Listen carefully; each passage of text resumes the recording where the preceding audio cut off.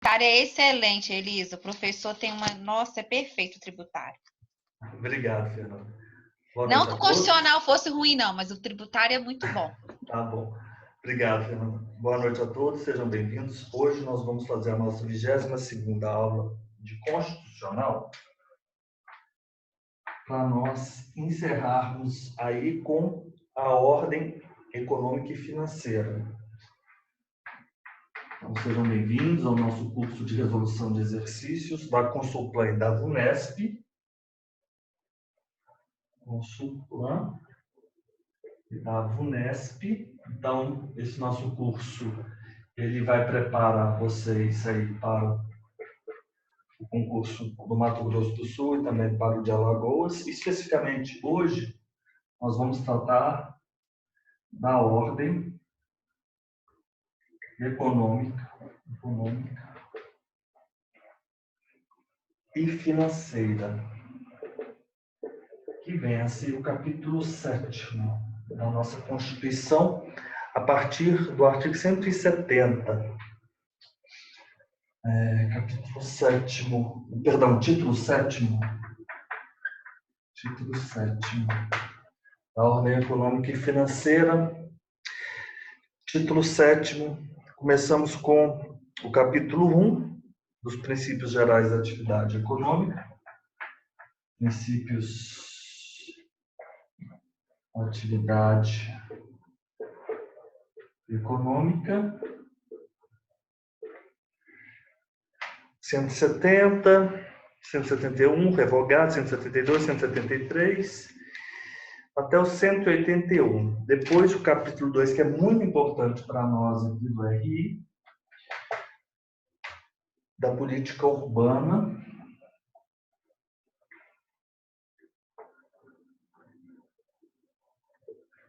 E o capítulo 3, também muito importante, da política agrícola e fundiária e da reforma agrária.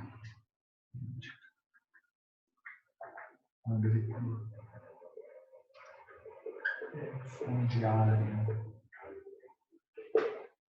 e fundiária. Ponto. O capítulo 4, só temos um artigo, vai tratar do Sistema Financeiro Nacional. Sistema Financeiro Nacional. Então, com o bloco de exercícios que eu lhes enviei, vamos no artigo 1º, na questão 1ª. Questão 1. Acerca da ordem econômica na Constituição. Da ordem econômica. Princípios da atividade econômica. Então, hoje vai ser nossa última aula. Essa semana nós vamos continuar no Constitucional, mas na parte tributária. Iniciamos a parte tributária. Para estudar direito tributário é simples. Você tem que estudar para essas provas da Consulplan, VUNESP, ESES, os dispositivos constitucionais a partir do artigo 145, e por isso eu vou iniciar o tributário amanhã, e a parte especial do CTN. Uma semana é suficiente para você dominar todo o direito tributário. Isso é suficiente. Às vezes caem algumas questões que são anteriores à parte especial do CTN, mas é raro, é raro. Se você se inicia ali a partir das obrigações tributárias, da relação jurídica tributária, a parte especial do CTN e os princípios tributários, você vai fazer uma excelente prova de tributário. Então, hoje, nós continuamos aqui com o nosso Constitucional, vamos encerrar. Amanhã, vamos para os princípios tributários. Aí eu já vou disponibilizar o material para vocês irem se preparando para a nossa aula de amanhã, às 19 horas. Acerca da ordem econômica na Constituição Federal de 88, assinale a alternativa correta. O Estado atuará como agente normativo e regulador da atividade econômica, exercendo as funções de fiscalização, incentivo e planejamento, sendo este último determinante para os setores privado e público. Bem, não é isso que diz a Constituição. O artigo é o 174... Caput. 174 caput. como agente normativo e regulador da atividade econômica. Então, ele é normativo e ele é regulador. Aí, isso foi uma pessoa muito genial, me disse isso agora há pouco tempo. A nossa Constituição mesmo, ela é muito mais liberal que uma Constituição social, sabiam disso? E quando se tem essa onda aí de privatização, na verdade, está se, como se diria, em consonância com a Constituição. E eu acho isso, porque a gente pensa às vezes, por que eu estou querendo dizer isso? Não que eu concorde com isso. Porque essa ideia já foi plantada lá pelo Constituinte. Vocês estão entendendo? Então, isso já é mais antigo do que simplesmente algo que eventual, episódico, que acontece agora. Tudo bem, Elisa? Como agente normativo e regulador, né? Óbvio, o normativo e regulador, nós temos aí esse Estado, né? Que simplesmente não vai intervir diretamente, a não ser nessas esferas. O Estado exercerá, na forma da lei, as funções de fiscalização, incentivo e planejamento, sendo este o planejamento determinante para o setor público e indicativo para o setor privado. Portanto, letra A está equivocada. É permitida a exploração de atividade econômica pelo Estado somente quando voltada para atividades lucrativas? Não. Não é isso que diz a Constituição. Vamos lá. A ordem econômica fundada na valorização do trabalho humano e na livre iniciativa. Professor, não será o 173, caput? Exato. Perfeito. O 172 diz que a lei disciplinará com base no interesse nacional os investimentos de capital estrangeiro, incentivará os reinvestimentos e regulará a remessa de lucros. Ressalvados os casos previstos nesta Constituição, a exploração direta de atividade econômica pelo Estado só será permitida quando necessária aos imperativos da segurança nacional ou a relevante interesse coletivo, conforme definido em lei. Exato. Ressalvados os casos previstos nessa Constituição, a exploração direta de atividade econômica pelo Estado só será permitida quando necessária aos imperativos da segurança nacional ou a relevante interesse coletivo, conforme definidos em lei. A lei estabelecerá o estatuto jurídico da empresa pública e da sociedade de economia mista e de suas subsidiárias que explorem a atividade econômica de produção ou comercialização de bens ou prestação de serviços, dispondo sobre. Aí nós temos. Agora é a resposta da próxima alternativa. Exato. Não é, professor? Empresas públicas e sociedade de economia mista que explorem a atividade econômica não estão sujeitas à obrigatoriedade de licitação. Falso, inciso 3.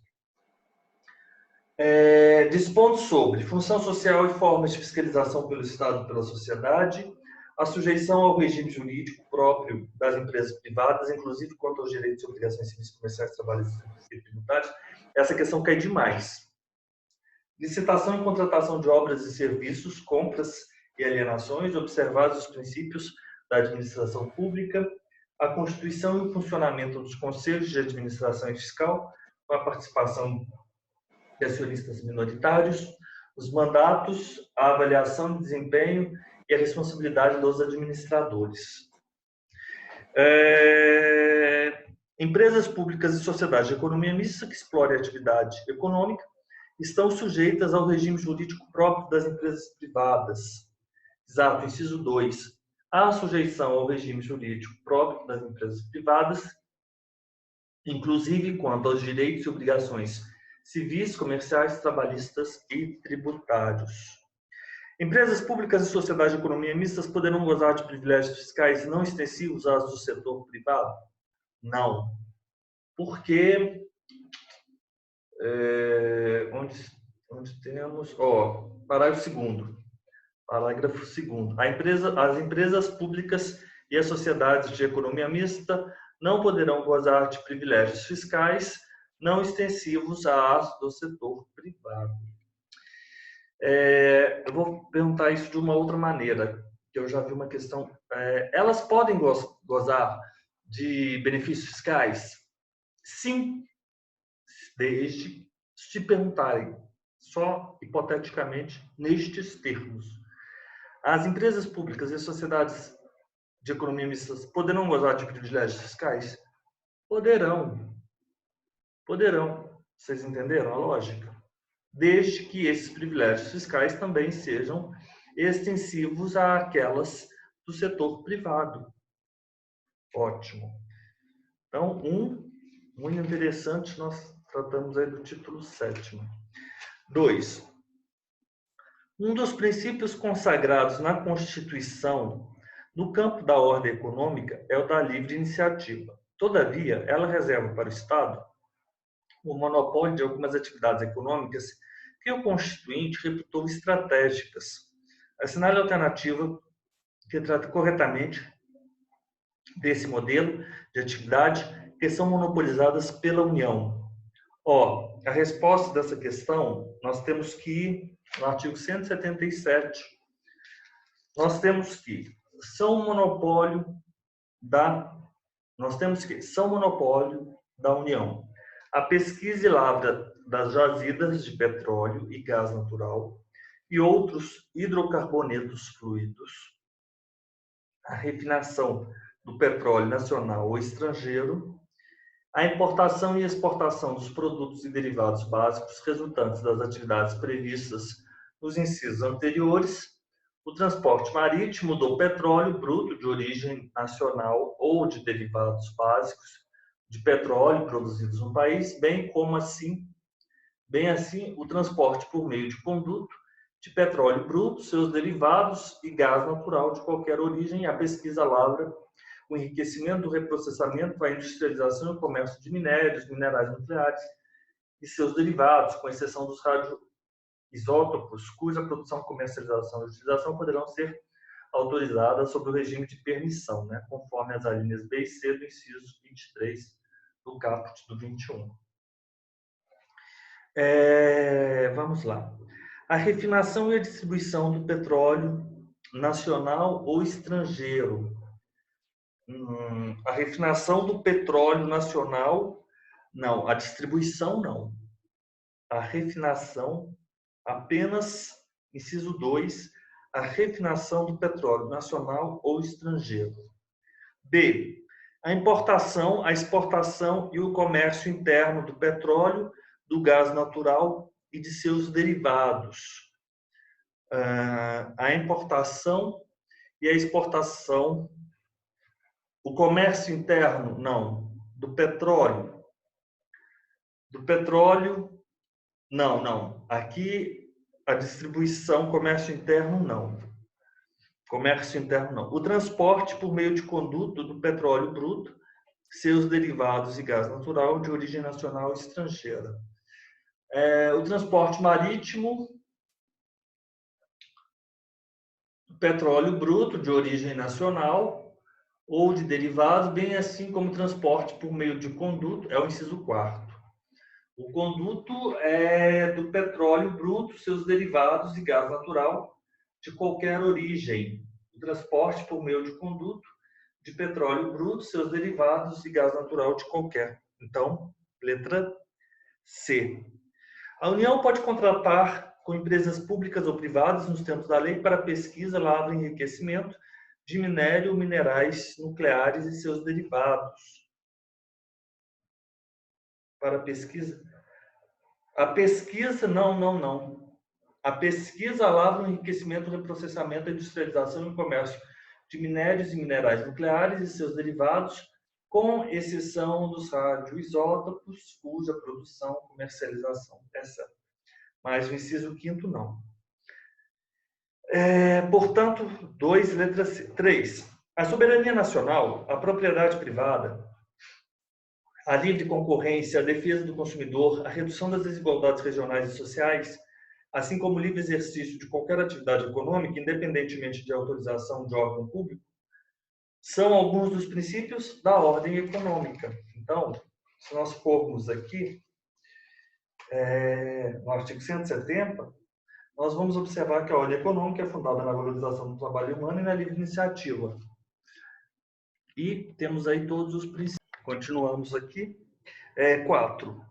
Os princípios, na verdade, no 3, no 170, a ordem econômica, que ela é fundada na valorização do trabalho humano e na livre iniciativa, tem por fim assegurar a todos a existência digna, conforme os ditames da justiça social, observados os seguintes princípios: soberania nacional, propriedade privada, função social da propriedade, a livre concorrência, defesa do consumidor, defesa do meio ambiente, inclusive mediante tratamento diferenciado, conforme o impacto ambiental dos produtos, serviços e de seus processos de elaboração e prestação, redução das desigualdades regionais e sociais, busca do pleno emprego, tratamento favorecido para as empresas de pequeno porte constituídas sob as leis brasileiras e que tenham sua sede e administração no país.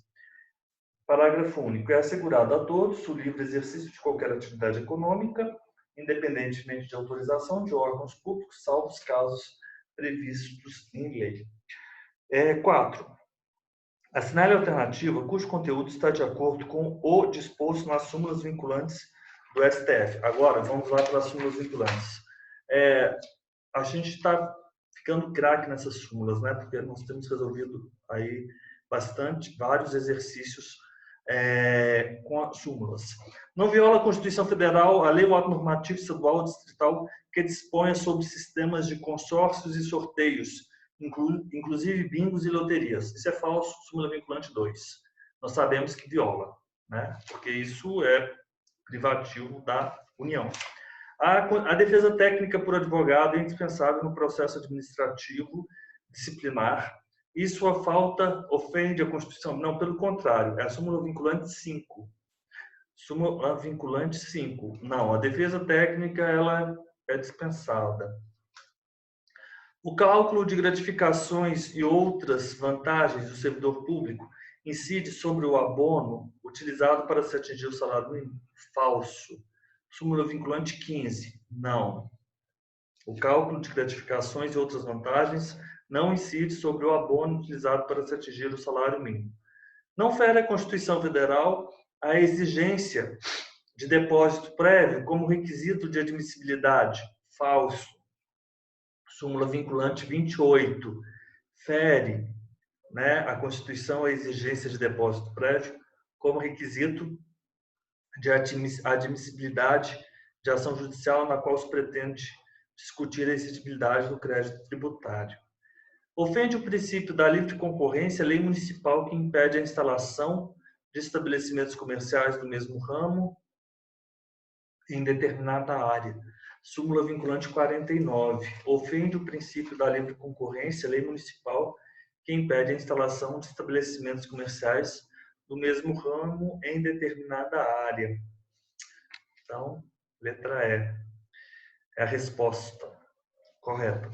5. A Constituição Federal dispõe sobre a ordem financeira e econômica, que incumbe ao poder público diretamente a prestação de todos os serviços públicos. Isso é falso.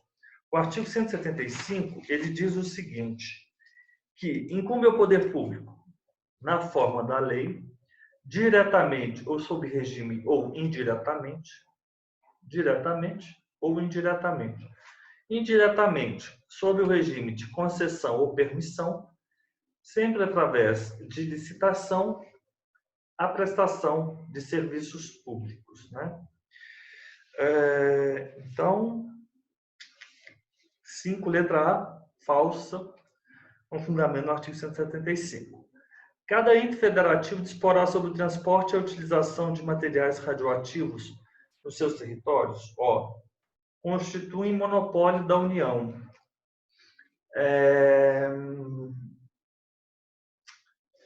A pesquisa e a lavra das jazidas de petróleo e gás natural, refinação do petróleo nacional e estrangeiro, a importação e exportação dos produtos derivados básicos resultantes das atividades previstas nos incisos anteriores, o transporte marítimo, já vimos, a pesquisa a lavra, o enriquecimento, o reprocessamento, a industrialização e o comércio de minérios e minerais nucleares e seus derivados.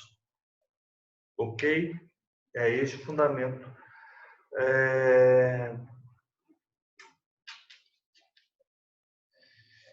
A Lei de Exporá, parágrafo 3º, sobre o transporte e a utilização de materiais radioativos no território nacional.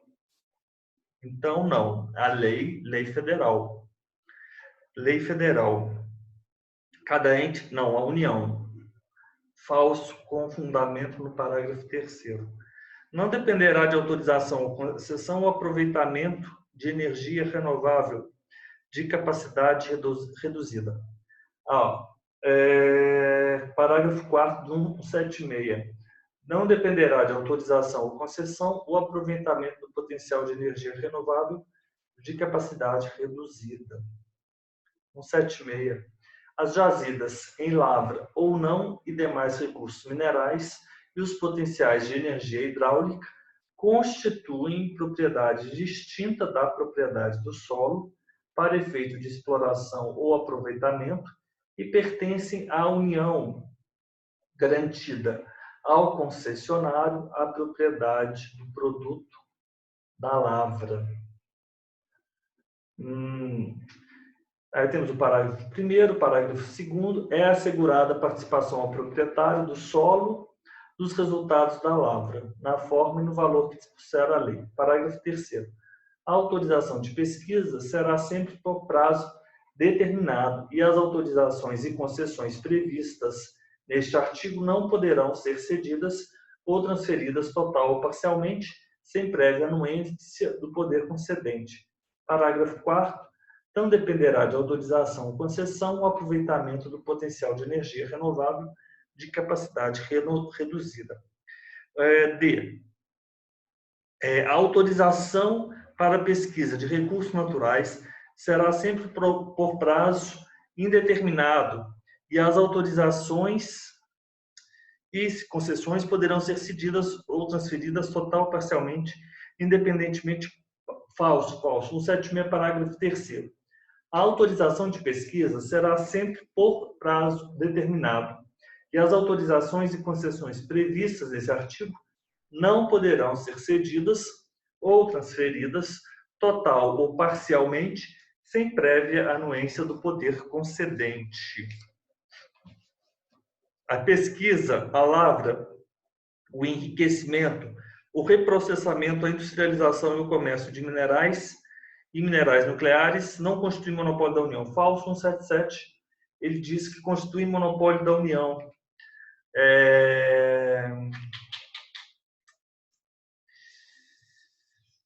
A pesquisa e a lavra, ele está falando de nucleares, né? É o quinto. A pesquisa, a lavra, o enriquecimento, o reprocessamento, a industrialização e o comércio de minérios e minerais nucleares e seus derivados, com exceção dos radioisótopos, cuja produção, comercialização e utilização. A pesquisa, a lavra, o enriquecimento, o reprocessamento, a industrialização e o comércio de minérios e minerais nucleares e seus derivados. Artigo 177. Constituem monopólio da União. Sexto, sobre a ordem econômica e financeira, a Constituição Federal estabelece que as jazidas em lavra ou não e demais recursos minerais e os potenciais de energia hidráulica constituem propriedade distinta da do solo para efeito de exploração ou aproveitamento e pertence à União, aos Estados. Falso. Olha só. 176. As jazidas e demais recursos minerais e os potenciais de energia hidráulica constituem propriedade distinta da propriedade do solo para efeito de exploração ou aproveitamento e pertencem à União, garantida ao concessionário a propriedade do produto da lavra. Letra B. É facultada à União, aos Estados, ao DF, dispensar às microempresas e EPP, assim definidas em lei, tratamento jurídico diferenciado, visando incentivá-las pela simplificação de suas obrigações. Não é vedado, é 176, 178.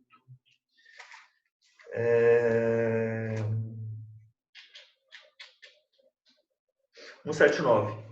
A União, os Estados, o DF e os municípios dispensarão às microempresas e EPPs, assim definidas em lei, tratamento jurídico diferenciado, visando a incentivá-las pela simplificação de suas obrigações administrativas, tributárias, previdenciárias e creditícias, ou pela eliminação ou redução destas por meio de lei. É o artigo 179, na verdade.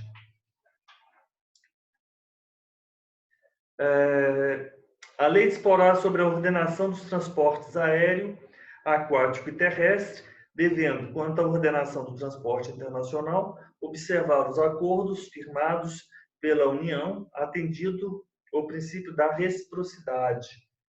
Isso é verdade. 178.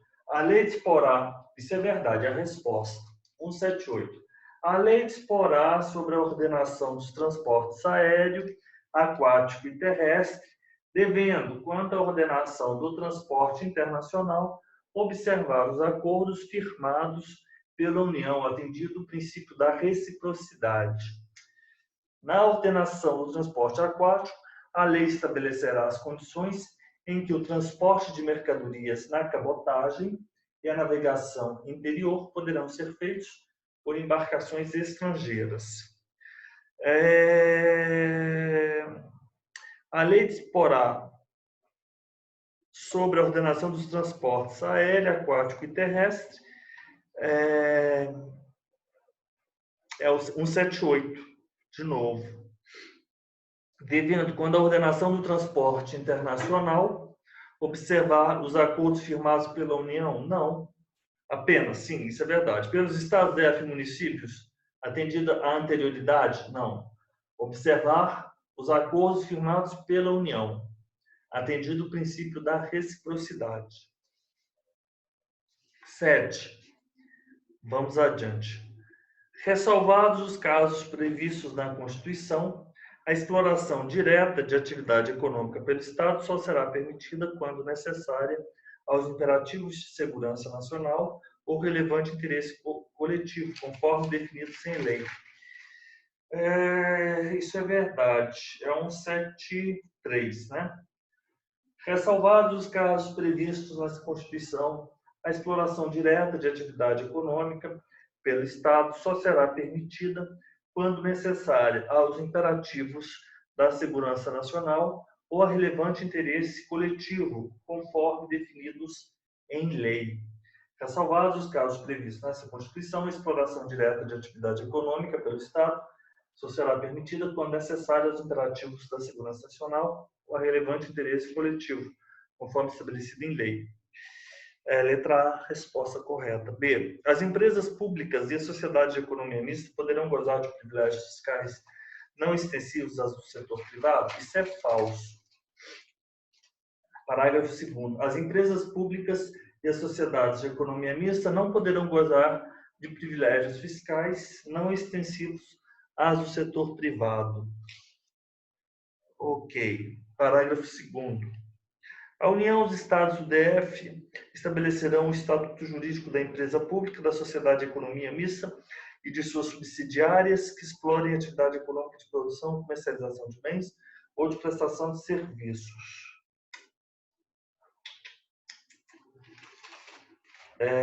Parágrafo 1º. A lei dos 173. A lei estabelecerá o estatuto jurídico da empresa pública, da sociedade de economia mista e de suas subsidiárias que explorem atividade econômica de produção ou comercialização de bens ou de prestação de serviços, dispondo sobre sua função social e formas de fiscalização pelo Estado e pela sociedade, a sujeição ao regime jurídico próprio das empresas privadas, inclusive quanto aos direitos trabalhistas, etc. Difícil, né? A gente tem que ter muita atenção. São princípios da ordem econômica a soberania nacional, verticalidade, livre iniciativa, tratamento favorecido a empresas brasileiras e sócios nacionais? Não, vamos dar uma olhada aqui. D. A ordem econômica fundada na valorização do trabalho humano e na livre iniciativa tem por fim assegurar a existência digna e os ditames da justiça social, observados os seguintes princípios. Soberania nacional, sim. Verticalidade nós não temos. Propriedade privada, sim. Função social da propriedade, sim. Livre concorrência, defesa do consumidor. Defesa do meio ambiente, redução das desigualdades, busca do pleno emprego. O tratamento favorecido, ele é para as empresas de pequeno porte, que são constituídas sob as leis brasileiras e que tenham sede e administração no país. Parágrafo único, ele encerra o artigo 177, 170, 170, dizendo que é assegurado a todos o livre exercício de qualquer atividade econômica, independentemente de autorização de órgãos públicos, salvo os casos previstos em lei. Oitavo, a ordem econômica fundada na valorização do trabalho humano e na livre iniciativa tem por fim assegurar a todos a existência digna, conforme os ditames da justiça social, observados os princípios constitucionais listados. Em adequação a esses termos, a União, os Estados, o DF e os municípios, eles promoverão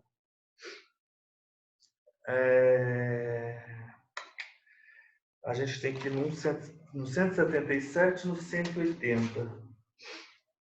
Constitui monopólio da União, nós já vimos, não. 180. A União, os Estados e o DF e os municípios promoverão e incentivarão o turismo como fator de desenvolvimento social e econômico. Artigo 180. Vocês têm em mãos aí a Lunicolo de vocês? Vocês vão marcando. Nós já falamos sobre o 180. A União, os Estados, o DF e os municípios promoverão e incentivarão o turismo como fator de desenvolvimento social e econômico. Artigo 181. O atendimento de requisição de documento ou informação. O atendimento de requisição de documento. O atendimento de requisição de documento ou informação de natureza comercial feita por autoridade administrativa ou judiciária estrangeira, a pessoa física ou jurídica, residente ou domiciliado no país, dependerá de autorização do poder competente. Requisição de documento ou informação de natureza comercial, 181. Feita por autoridade administrativa ou judiciária estrangeira, a pessoa física ou jurídica, residente ou domiciliado, depende de autorização do poder concedente. 9. Nos termos da Constituição da República Federativa do Brasil, a ordem econômica fundada na valorização do trabalho humano e na lei de iniciativa tem por fim a assegurar a todos a existência digna conforme os ditames da justiça social, observados, entre outros, os seguintes princípios. Vamos lá passar pelos princípios,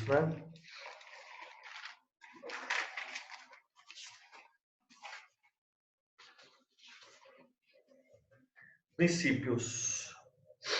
Soberania nacional, propriedade privada. A letra A, independência nacional. Não, a gente não tem estes princípios. E aqui, como princípios gerais, a letra A, não. Igualdade entre os estados, defesa da paz? Não, também não. Livre concorrência e defesa do meio ambiente, inclusive mediante tratamento diferenciado, conforme o impacto ambiental dos produtos e serviços e de seus processos de elaboração e prestação. Defesa do meio ambiente, inclusive mediante tratamento diferenciado, conforme o impacto ambiental dos produtos e serviços e de seus processos de elaboração e prestação. 9, a letra C. Promoção, é difícil esse exercício, 9, mas é a letra C. 10.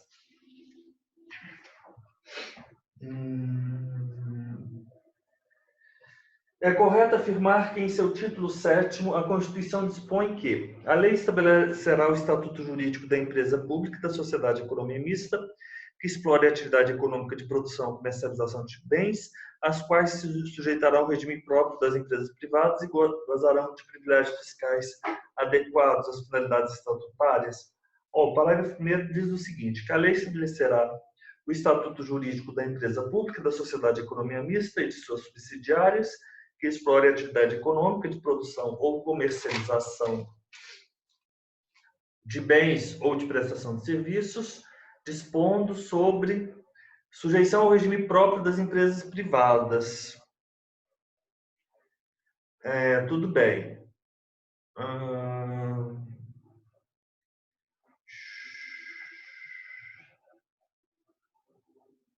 Essa parte aqui, regime próprio e privilégios fiscais. A função social e formas de fiscalização. Professor, aí entra o parágrafo 2º, né? Tá. Não está no inciso, né? Essa regra de não extensão a elas é do parágrafo 2º. A gente fica, às vezes, procurando o inciso, não está no inciso, está no parágrafo 2º. As empresas públicas e a sociedade de economia mista não poderão gozar de privilégios fiscais não extensivos. Então, não faz sentido isso. É permitida, nos termos da lei, a exploração direta de atividade econômica pelo Estado, entre outras hipóteses, quando necessário aos imperativos de segurança nacional ou relevante interesse coletivo. Essa aí não foi dada como resposta correta. Olha que questão.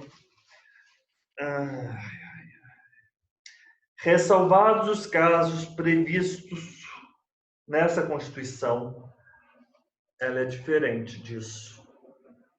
Ressalvados os casos previstos, a exploração direta de atividade econômica só será permitida quando necessária aos imperativos de segurança nacional ou relevante interesse coletivo, conforme definidos em lei.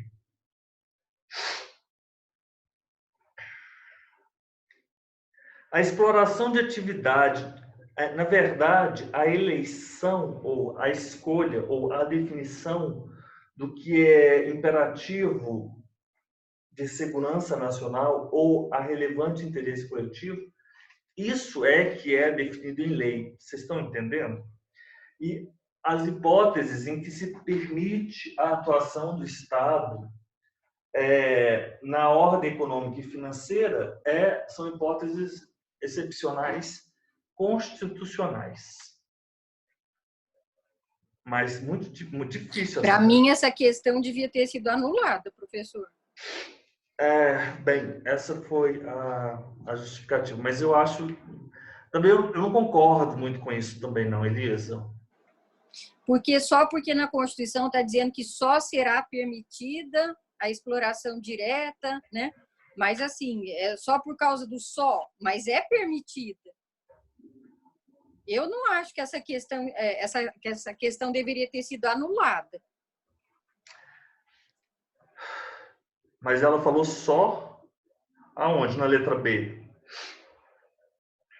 É permitida nos termos da lei a exploração... Quando fala ressalvados os casos previstos na Constituição, né, a exploração direta só será permitida, não é assim? Tá. Uhum. Então, mas só será permitida e é permitida, de qualquer jeito, é permitida.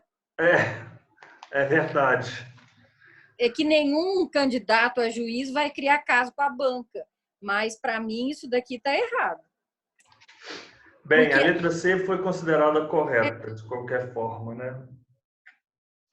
É difícil, né, Elisa? A banca está cometendo aí vários equívocos, né? A gente fica aí numa sinuca de bico, né? Que é o que o pessoal diz. A pesquisa e a lavra das jazidas de petróleo e gás natural e outros hidrocarbonetos fluidos constituem fluidos ou fluidos? Fluidos, né, Elisa? Constituem monopólio fluidos, né? Professor, eu aprendi com o meu professor de português assim, que já faleceu, Adalmir Rodrigues, que fluido é quando não é líquido, fluido é líquido. Tá certo. Mas eu não sei se isso é verdade, se procede, porque faz tanto tempo isso, eu preciso olhar no dicionário, depois eu falo. Fluidos. Eu acho que essa palavra sem um acento a gente pronuncia fluidos de qualquer forma, né? Constitui monopólio da União, que poderá contratar a sua realização com empresas estatais ou privadas, observadas as condições estabelecidas na lei.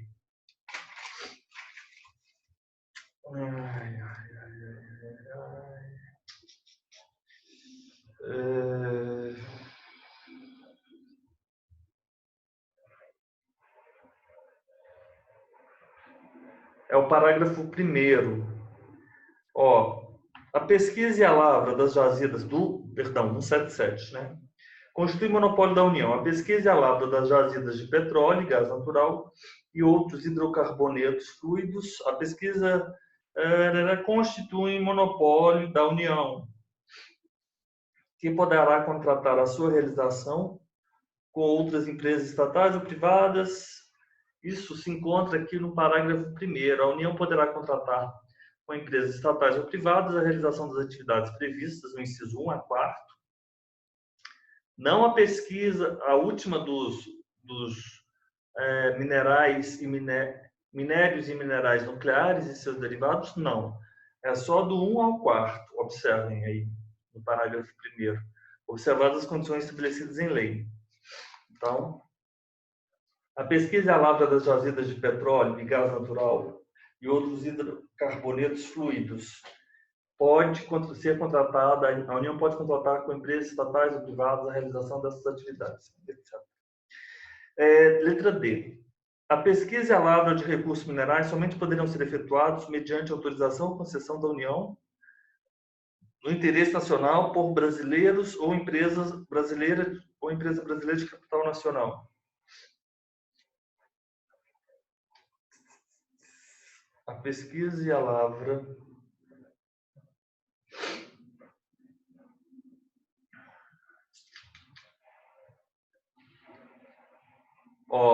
parágrafo 1º do artigo 176. A pesquisa e a lavra de recursos minerais, o aproveitamento dos potenciais, né, de energia hidráulica, somente poderão ser efetuados mediante autorização ou concessão da União no interesse nacional por brasileiros ou empresa constituída sob as leis brasileiras. Nossa, ou empresa brasileira de capital nacional, não. Ou empresa constituída sob as leis brasileiras e que tenha sua sede e administração no país, na forma da lei, mediante autorização ou concessão da União, no interesse nacional, por brasileiros ou empresas constituídas sob as leis brasileiras e que tenham sua sede de administração no país. Agora, vamos pular aqui e vamos lá para o segundo bloco, que nós vamos falar da política urbana. Mas agora nós vamos fazer o nosso intervalo de 10 minutos e nós voltamos aqui para o nosso segundo bloco, tá bom? Então, eu vou ir a segunda parte. Então, voltamos agora para a segunda parte da nossa aula. E nós vamos agora tratar da política urbana e da política agrícola e fundiária. 182 e seguintes, né? A política urbana.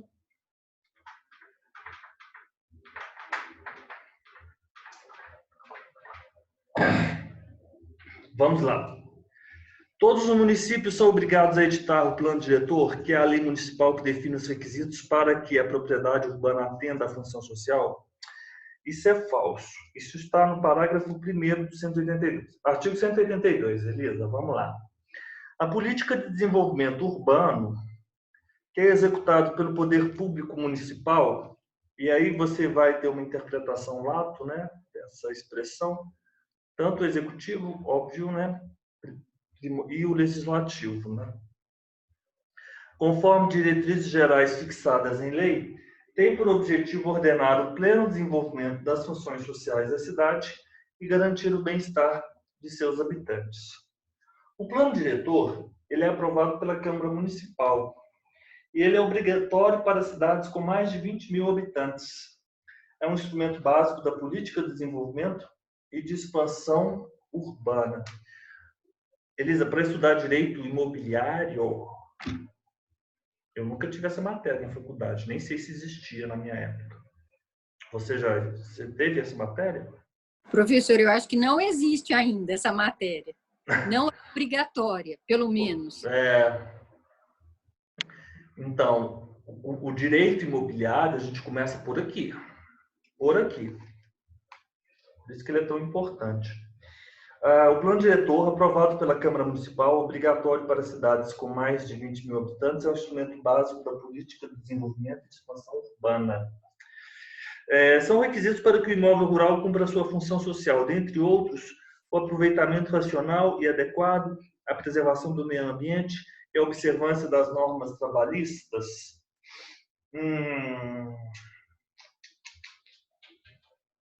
Espera aí.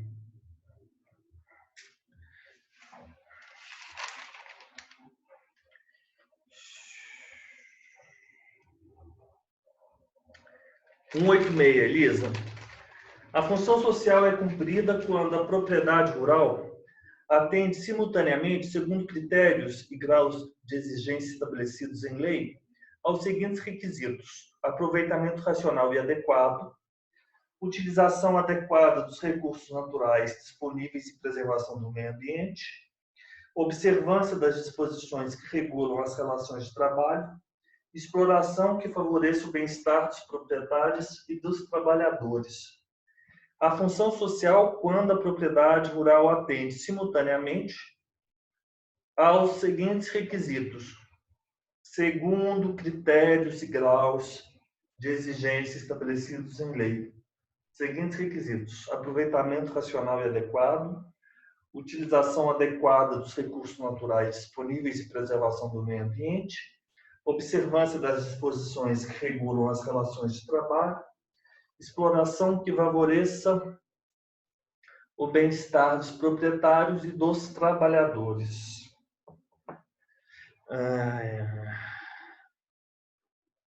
Observância de normas trabalhistas. Não fala isso. Preservação do meio ambiente. Sim. Utilização adequada dos recursos naturais disponíveis e preservação do meio ambiente. Correto.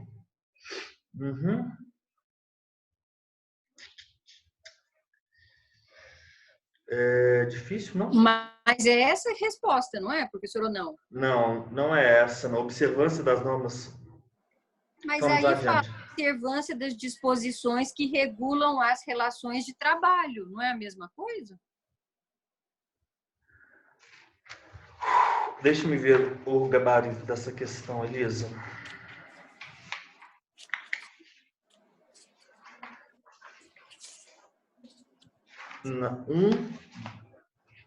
B. Foi considerada correta essa, sim, Elisa? Sim. Exatamente.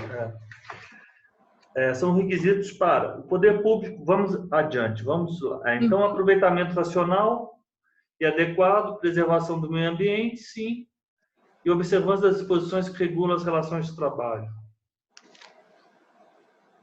Ok. Bem, vou considerar então como sinônimos essas expressões. É porque são 2 pesos e 2 medidas, né? O senhor lembra que naquela outra questão lá da magistratura era a mesma equivalência em português, só que eles não consideraram certo, né? Eu não sei dizer também, Elisa, se normas trabalhistas elas são sinônimos de relações de trabalho. Eu não sei, professor, mas eu entendo que sim. Tá. Eu sei que trabalho é um conceito maior, mais amplo que emprego. Isso aí eu sei. Sim, Até aí, mas enfim. Vamos então considerar a letra B correta. Vamos lá localizar assim o equívoco nas outras. O poder público deverá impor à propriedade urbana que não estiver atendendo à função social, sucessivamente, imposto sobre a propriedade territorial urbana progressivo no tempo e o parcelamento compulsório. Isso aqui é super... A gente sempre está estudando isso no tributário. Vamos lá. É que lá no 182, quarto parágrafo, né, professor, fala que é facultado. É facultado, mediante lei específica para a área incluída no plano diretor. Facultado. Então, nós vamos ter uma lei específica. Sim. E essa lei específica, ela atende, na verdade, né? Há que se ter uma lei federal, são duas leis, né? Uma lei específica e uma lei federal. Lei específica do município, né? Lei federal da União. Faculta-se, mediante lei específica, para a área incluída no plano diretor. Plano diretor.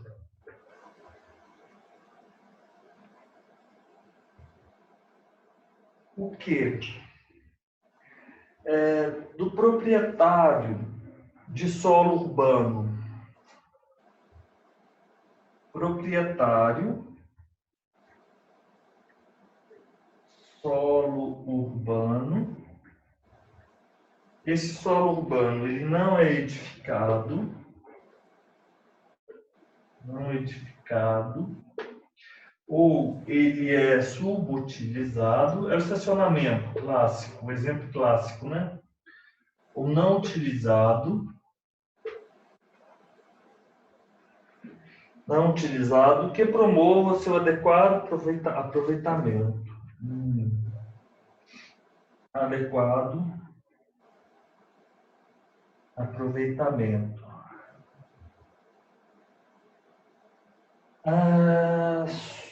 Sob pena de 1, 2 e 3. Parcelamento, edificação, compulsórios, o IPTU progressivo no tempo,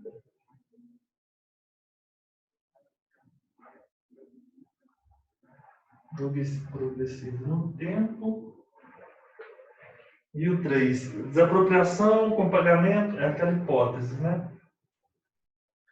Desapropriação com pagamento mediante títulos da dívida pública de emissão previamente aprovada pelo Senado, com prazo de resgate de até 10 anos, em parcelas anuais iguais sucessivas, assegurados o valor real da indenização e os juros legais.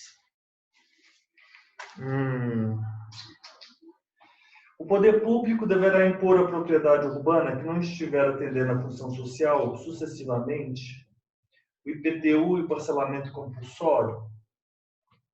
Não, não é isso. É facultativo, como você bem colocou. A propriedade urbana que não estiver atendendo à função social deverá ser desapropriada, admitindo apenas o pagamento mediante os títulos da dívida pública municipal.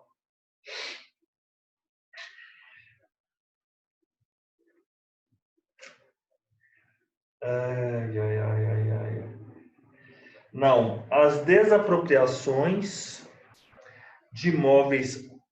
A propriedade urbana é o parágrafo 3º. É difícil, hein? 182. A propriedade urbana cumpre sua função social quando atende às exigências fundamentais de ordenação da cidade. Quando atende ao plano diretor. Ok, tudo bem. As desapropriações de imóveis urbanos serão feitas com prévia e justa indenização em dinheiro. Desapropriações de imóveis urbanos, parágrafo 3º. Desapropriação urbana. A desapropriação urbana, prévia e justa indenização em dinheiro. Prévia, justa, indenização em dinheiro. É porque ele coloca uma coisa, ele não fala, por exemplo, desapropriação com função social. A função social está no parágrafo 2º. Desapropriação está no parágrafo 3º. Ele mescla a desapropriação que não estiver atendendo à função social. Tá vendo? É isso. Mas é isso mesmo. Letra E. Aquele que possuir como sua área urbana de até 250 metros quadrados por 5 anos, adquirir-lhe-á o domínio, ainda que seja proprietário de outro imóvel urbano ou rural. Ele não pode ser, é o 183. Aquele que possuir como sua área urbana de até 250 metros quadrados, por 5 anos, ininterruptamente, sem oposição, utilizando-a para sua moradia ou de sua família, adquirir-lhe-á o domínio, desde que não seja proprietário de outro imóvel urbano ou rural. O importante aqui é a área 250 metros quadrados, né? O prazo, 5 anos, ininterruptamente, sem oposição, e tem uma finalidade, utilizando-a para sua moradia ou de sua família. Adquirir-lhe-á o domínio, né? Não pode ser proprietário de outro imóvel urbano e nem de outro rural. O título de domínio e a concessão de uso serão conferidos a homem ou a mulher, ou a ambos, independentemente do estado civil. Esse direito não será reconhecido ao mesmo possuidor mais de uma vez. Os imóveis públicos não serão adquiridos por uso capião. 2. É correto afirmar que a política de desenvolvimento urbano envolve. Então, ficamos aí com a letra B. A elaboração de um plano diretor aprovado pela Câmara Municipal como instrumento básico da política de desenvolvimento e de... Exato. Sim, a letra A está correta. A elaboração de um plano diretor aprovado pela Câmara Municipal como instrumento básico da política de desenvolvimento e de expansão urbana. Isso mesmo, Elisa. 2, letra A. A elaboração de um plano diretor aprovado pela Câmara Municipal que é obrigatório para cidades com 40 mil habitantes? Não. O plano diretor aprovado pela Câmara Municipal, obrigatório para cidades com mais de 20 mil habitantes, é o instrumento básico da política de desenvolvimento e de expansão urbana. A faculdade do Poder Público Municipal de impor exigências ao proprietário de solo urbano não edificado, a faculdade de impor e depende de aprovação por meio de lei estadual? Não, é a lei municipal, lei específica do município. É facultado ao Poder Público Municipal, mediante lei específica para a área incluída no plano diretor, exigir, nos termos de lei federal, do proprietário do solo urbano não edificado, subutilizado ou não utilizado, que promova o adequado aproveitamento, sob pena de sucessivamente. Então é isso. D. A desapropriação de imóveis urbanos, que é feita com prévia e justa indenização em títulos da dívida pública. As desapropriações de imóveis urbanos serão feitas com prévia e justa indenização em dinheiro. 182, parágrafo 3º. A cobrança do IPTU progressiva e gradual, subindo ao longo do tempo e podendo gerar confisco. É facultado sob pena de imposto sobre a propriedade predial e territorial urbana, progressivo no tempo. Mas, enfim, podendo gerar confisco, eu não saberia dizer, porque parece que sim, né?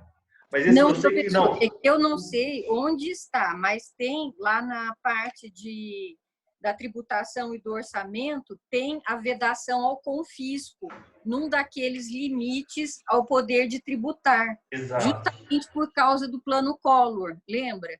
Tudo bem, eu até entendo isso. O senhor já era nascido, não era?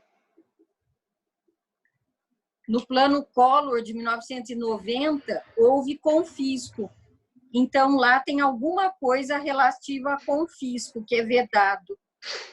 A questão é que quando você faz progressivo no tempo, você acaba por vias transversas tendo um confisco. Você concorda comigo? Eu só não sei explicar por que isso não seria confisco. É isso que, enfim, eu vou colocar aqui, vou pensar sobre isso. Você concorda? Progressivo no tempo, porque vai chegar um ponto que o imposto vai ser 100% do imóvel. Achei, professor. É aqui, olha, no 150, inciso 4º. Sem prejuízo de outras garantias asseguradas ao contribuinte, é vedado à União, aos estados, ao Distrito Federal e aos municípios. Aí, no caso, é o município. Inciso 4º, utilizar tributo com efeito de confisco. Sim. Então, mesmo que seja o IPTU, né, progressivo, mas não pode ter efeito de confisco. E aí tem duas súmulas do STF, uma 70 e a outra 323. Mas eu não sei se eu vou conseguir achá-las agora.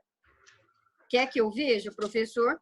Tá fácil localizar as súmulas aí? Essa 70 diz: é inadmissível a interdição de estabelecimento como meio coercitivo para a cobrança do tributo.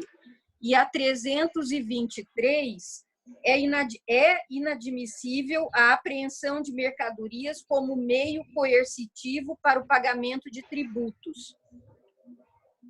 Mas pode ser inadmissível, mas sempre na Receita Federal, quando tem um programa que passa às segundas-feiras, é hoje, professor, 9h30, na Bandeirantes ou na Record, eu não sei, na minha televisão é canal 18, que mostra o funcionamento dos aeroportos por dentro. O senhor já viu?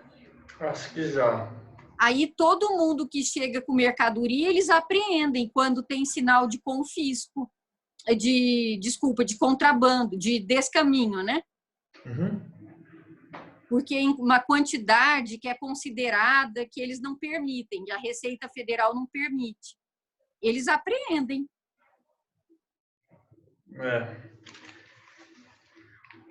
2. 3. A Constituição Federal, ao tratar da política urbana, determina que o título de domínio e a concessão de uso serão conferidos ao homem ou à mulher, ou a ambos, independentemente do Estado civil? Sim, parágrafo 1º do artigo 183. O título de domínio e a concessão de uso serão conferidos ao homem ou à mulher, ou a ambos, independentemente do Estado civil. Letra A. O plano diretor, aprovado pelo Executivo Municipal, é obrigatório para cidades com mais de 10 mil habitantes? Falso. O plano diretor, aprovado pela Câmara Municipal, obrigatório para cidades com mais de 20 mil habitantes. As apropriações de imóveis urbanos serão feitas mediante prévia e justa indenização em títulos da dívida pública, com cláusula de preservação do valor real. As apropriações de imóveis urbanos serão feitas com prévia e justa indenização em dinheiro. 182, parágrafo 3º. A propriedade urbana cumpre a sua função social quando utiliza adequadamente os recursos naturais disponíveis e preserva o meio ambiente.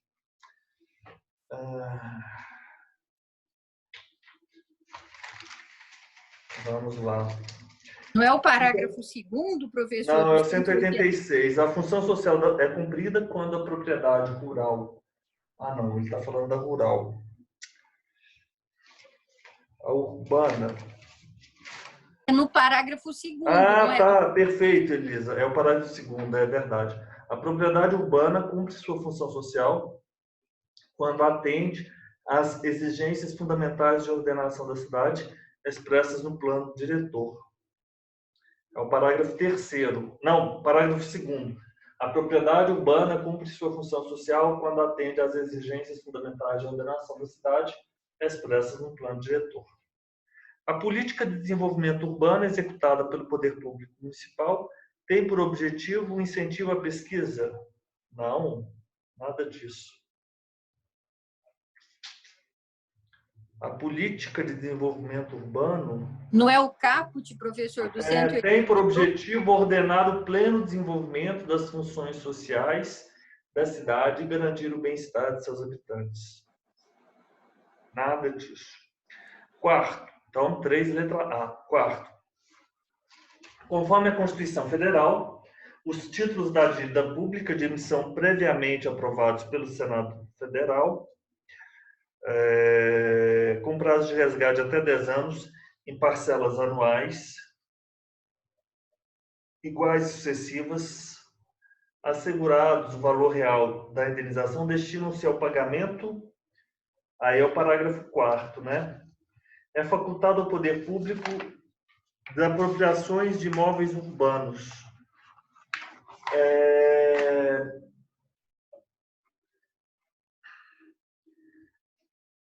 Nos termos do solo urbano não edificado, subutilizado ou não utilizado.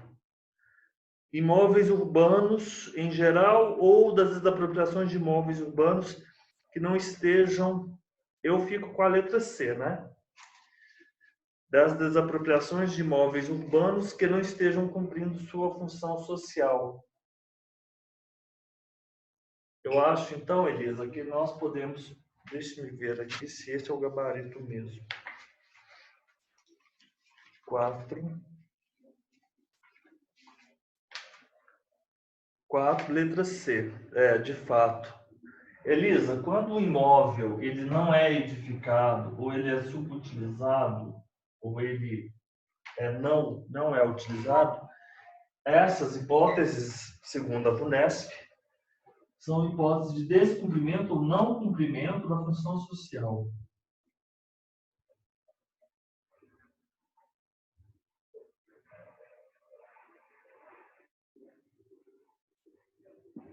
Não cumprimento da função social. Quinto, nos termos da Constituição Federal, a política de desenvolvimento urbano é executada pelo poder público, conforme diretrizes gerais fixadas em lei, tem por objetivo ordenar o pleno desenvolvimento das funções sociais da cidade e garantir o bem-estar de seus habitantes. É o 182. A política de desenvolvimento urbano é executada pelo poder público municipal, conforme diretrizes gerais fixadas em lei, tem por objetivo ordenar o pleno desenvolvimento das funções sociais da cidade e garantir o bem-estar de seus habitantes. Exato. Letra A. Promover o adequado?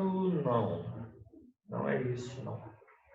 Letra A. A Constituição Federal, ao tratar da política urbana, assegura que é facultado ao poder público municipal, mediante lei específica para a área incluída no plano diretor, exigir, nos termos da lei federal, do proprietário do solo urbano edificado, subutilizado ou não utilizado, que promova seu adequado aproveitamento, sob pena de parcelamento ou edificações compulsórias. Parcelamentos. Bem, essa letra A não está errada, né? A desapropriação do solo urbano será realizada mediante pagamento de títulos da dívida pública de emissão previamente... Não, Senado Federal. Letra B está equivocada. Letra C. A propriedade urbana cumpre sua função social quando atende às exigências fundamentais de ordenação da cidade, expressas no plano diretor. Falso, a letra C também. O plano diretor aprovado pela Câmara Municipal obrigatório para a cidade, letra D, é falsa também. A política, até agora estamos com a letra A, né? A política de desenvolvimento urbano é executada pelo Poder Público Municipal, conforme diretrizes gerais fixadas em normas... Não. A política de desenvolvimento urbano, executada pelo Poder Público Municipal, conforme diretrizes gerais fixadas em lei, tem por objetivo ordenar o pleno desenvolvimento das funções sociais da cidade e garantir... Não. Letra A, então, Elisa. Assim.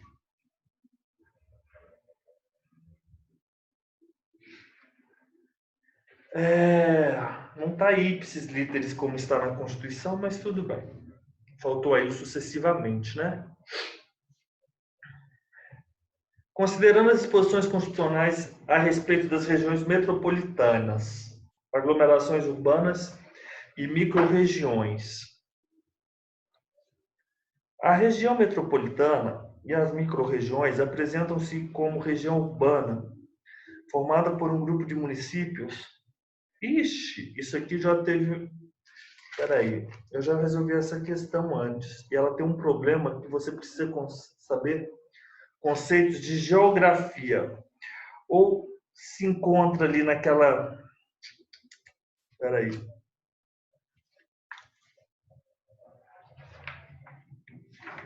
A resposta... Professor, mas isso daqui não está na parte lá dos municípios? Do artigo 30, 27, não está por ali? Tá, é isso que eu vou ver agora. Eu vou abrir a Constituição aqui. Ali fala sobre isso, mas deixa eu jogar essa questão aqui.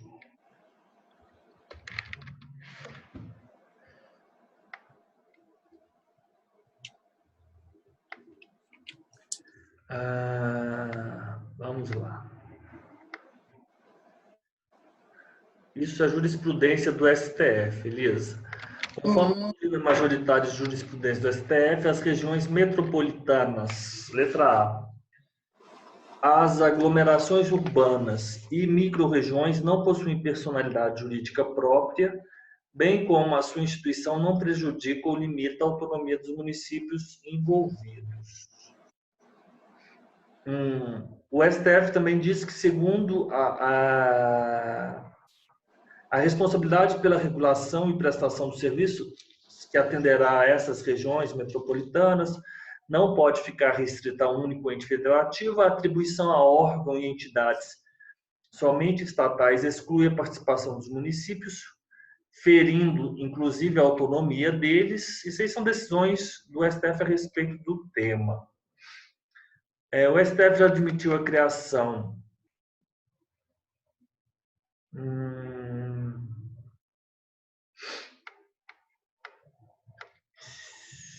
enfim. O STF já admitiu a criação de agências reguladoras com o intuito de estabelecer padrões técnicos para a prestação ou concessão do serviço público de interesse comum. A participação dos municípios na região metropolitana, aglomeração urbana e microrregião é compulsória, bastando para isso a existência de lei complementar estadual. O STF também considerou inconstitucional a exigência de plebiscito como condição dessa participação. O STF também diz que regiões metropolitanas, aglomerados urbanos e microrregiões não são entidades políticas autônomas de nosso sistema federativo, e sim entes com função administrativa e executória.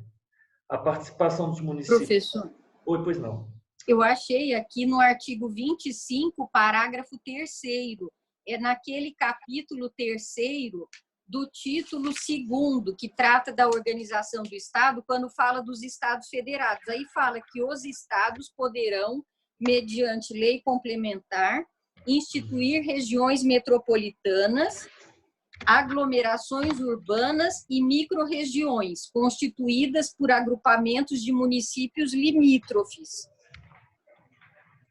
para integrar a organização, planejamento e execução de funções públicas de interesse comum. Então, a alternativa E está errada, porque fala que são criadas por lei federal. É lei complementar estadual, então, não é? Eu acho, então, exato. Os estados organizam-se e regem-se pelas constituições e leis que adotarem, observados os princípios dessa Constituição. Parágrafo 3º. Os estados, mediante lei complementar estadual, instituir, ou seja, aprovado pela Assembleia Legislativa, será compulsória a participação dos municípios limítrofes envolvidos numa respectiva região metropolitana criada pela lei. Então, é a alternativa C? Mas isso diz respeito a essa jurisprudência do STF. Os estados poderão, mediante lei complementar, instituir essas regiões metropolitanas, essas aglomerações urbanas e essas microrregiões, constituídas por agrupamentos de municípios limítrofes, para integrar a organização, o planejamento e a execução de funções públicas. A par disso, você tem em mente que a participação do município nesses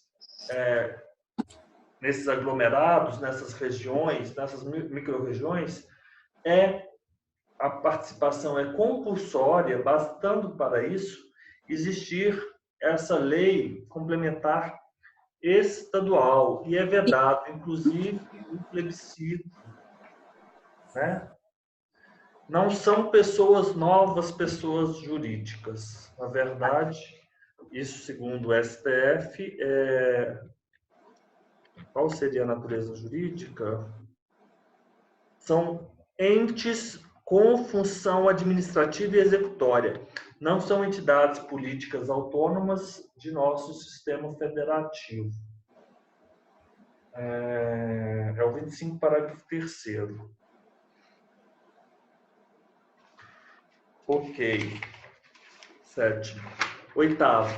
A respeito da política urbana, a Constituição prevê: o município poderá efetuar desapropriação com pagamento mediante títulos da dívida pública com prazo de resgate, me parece, de até 10 anos, né? Parágrafo 4º, inciso 3. O plano diretor é obrigatório para cidades com mais de 20 mil habitantes e constitui um instrumento básico da política de desenvolvimento e de expansão urbana. Certo, verdade. B. O plano diretor aprovado é obrigatório para cidades com mais de 20 mil habitantes, é um instrumento básico da política de desenvolvimento e de expansão urbana. Correto. A política de desenvolvimento urbano será executada pelo poder público estadual, conforme diretrizes gerais fixadas em lei. A política de desenvolvimento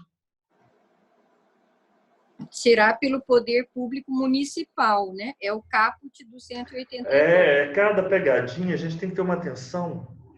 Perfeito, claro. Poder público estadual. Os imóveis públicos poderão ser adquiridos por campeão falso. Parágrafo 3º do 183. Sim. Os imóveis públicos não serão adquiridos por usucapião. A propriedade urbana cumpre sua função social quando atende às exigências fundamentais de ordenação da cidade expressas no plano diretor. Exato. Espera aí, mas por que a letra B está errada? O plano diretor... A letra B está errada? Uai, mas a letra E também? Como fica? Não, a letra B, a letra E está errada porque é no plano diretor. E não plano plurianual. É plano plurianual. No plano plurianual, nossa, não faz o menor sentido. 9. Letra B está certa, então. Sim. A letra E está equivocada. 9. Nos termos da Constituição Federal, a desapropriação de imóvel urbano edificado, subutilizado ou não utilizado é uma das medidas que podem ser oportunamente aplicadas pelos municípios se o proprietário não promover o adequado aproveitamento do imóvel. Letra A, né? A letra A está certa. É uma das penas que podem ser impostas para o imóvel que não cumpre sua função social, devendo ser aplicada antes da imposição do IPTU, não. Primeiro é o parcelamento. Depois edificação compulsórios.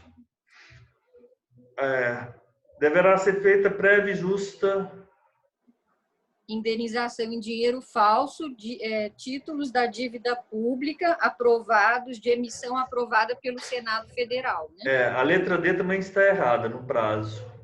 Tem sua aplicação vedada, uma vez que o poder público tem como opção... Não. A letra A, né? É a letra A. É facultado ao poder público municipal mediante lei específica.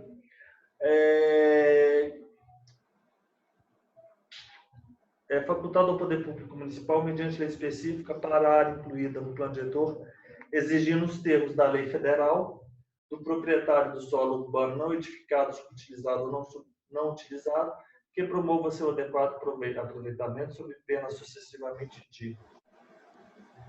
É a letra A, né? Sim. Deixa eu ver se o gabarito... A gente, às vezes... Não, mas está certo, professor. É a letra A. Ok.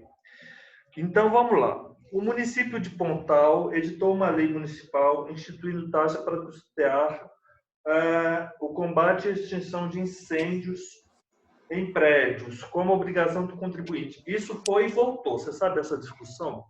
Antes não podia ser, mas agora já tem uma liminar aí que pode.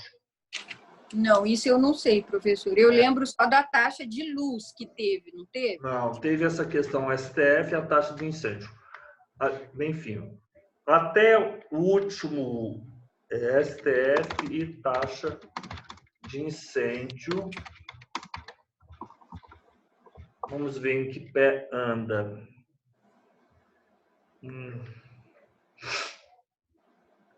Antes era o seguinte.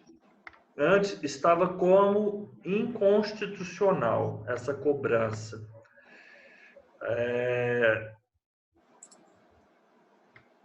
Por uma série de razões. Mas agora, Elisa, isso aqui em 2017, eu vou até ler aqui para você o posicionamento que nós tínhamos aqui no Dizer o Direito. Mas isso era 2017, agora não é mais assim. Ó, isso é importante, essa discussão. Uhum. Ó, o município de São Paulo, por meio de uma lei municipal, instituiu taxa de combate a sinistros, criado com o objetivo de ressarcir o erário municipal do custo da manutenção do serviço de combate a incêndios. A taxa de combate é devida pela utilização efetiva ou potencial dos serviços municipais de assistência, combate e extinção de incêndios e de outros sinistros.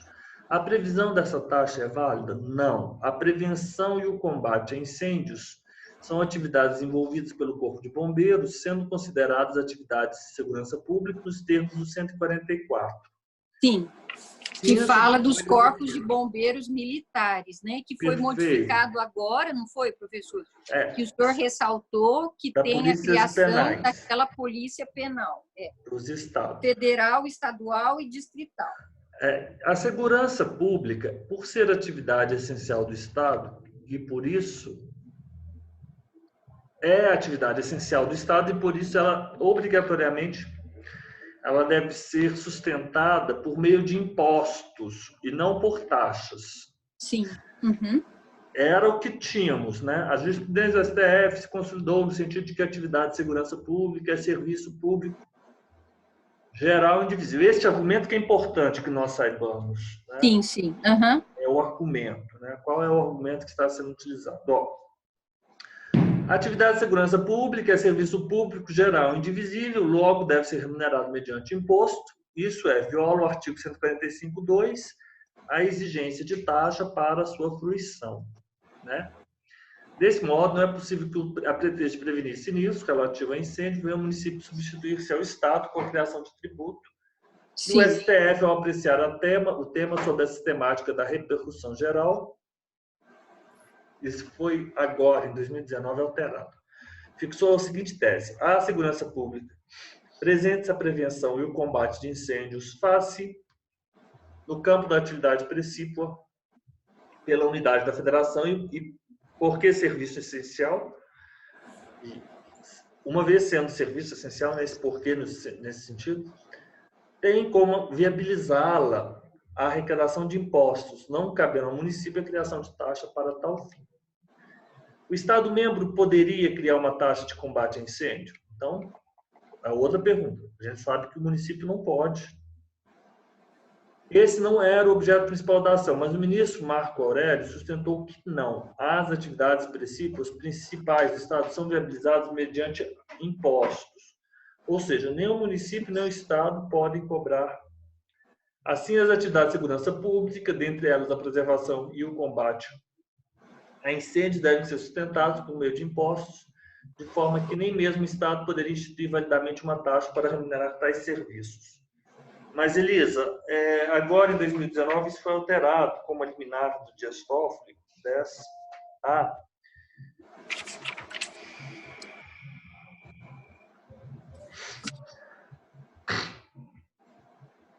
Ó, 10A.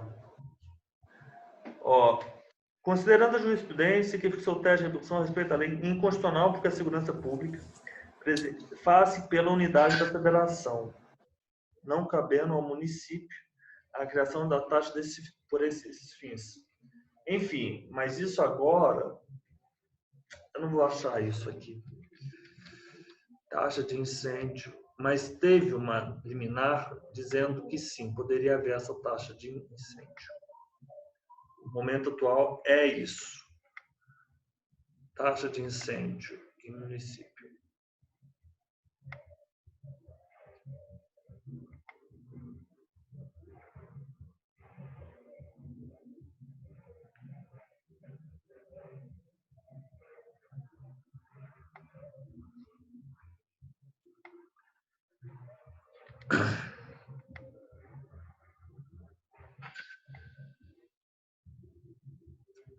Aqui.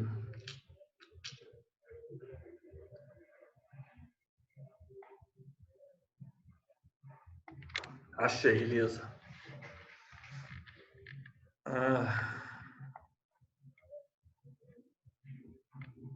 É brincadeira isso, né? Mas isso aqui dá pano para manga.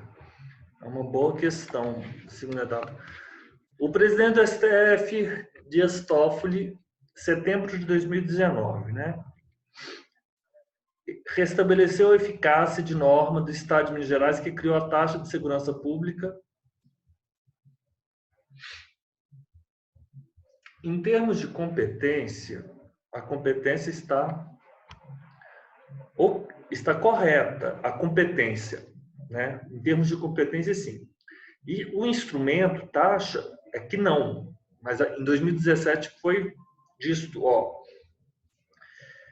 restabeleceu a eficácia de norma do Estado de Minas Gerais que criou a taxa de segurança pública pela potencial utilização de serviços de prevenção e extinção de incêndio. A medida liminar foi concedida na suspensão da segurança, ajuizada pelo governo estadual contra a decisão do TJ, que havia determinado a suspensão da cobrança. Ou seja, o Tribunal de Justiça ele acolhe o posicionamento do STF esposado em repercussão geral e depois o próprio governo consegue uma liminar. O caso teve sua origem em ação ajuizada na Justiça Estadual, na seção de Minas Gerais. Segundo a entidade, o pagamento da taxa de incêndio não seria mais devido em razão do entendimento fixado pelo STF no recurso extraordinário. O STF, enfim.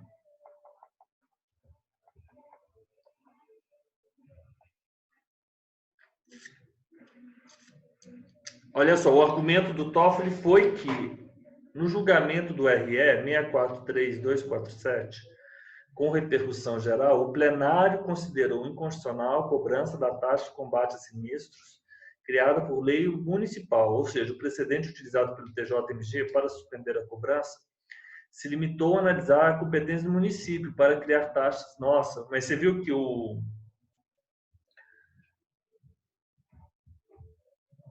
como ele chama o ministro? Toffoli, professor? Não, o primo do Collor. Como? O primo do Collor. O Marco Aurélio Melo? O Marco Aurélio.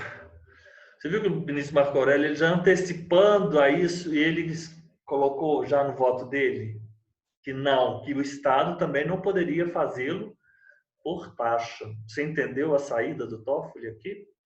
Entendi. O Toffoli simplesmente disse o seguinte, olha, o que foi julgado lá foi o município e taxa. A gente não julgou o Estado, mas o Marco Aurélio ele já tinha antecipado, porque ele sabia que essa discussão ia chegar lá. Bem, não pode ser o Estado e nem por taxa, por isso que ele falou. O Estado também não pode fazê-lo por taxa, o Estado tem que fazer por impostos. Uhum. Né? Enfim, de qualquer forma... Não é divisível o serviço, né? Exato. O incêndio ele se alastra, não dá para falar, não, eu vou pagar, mas o outro fala, não vou pagar porque não vai me atingir, né? Então, Elisa, a questão que foi considerada correta na letra D foi a letra A. A 10 foi a letra A.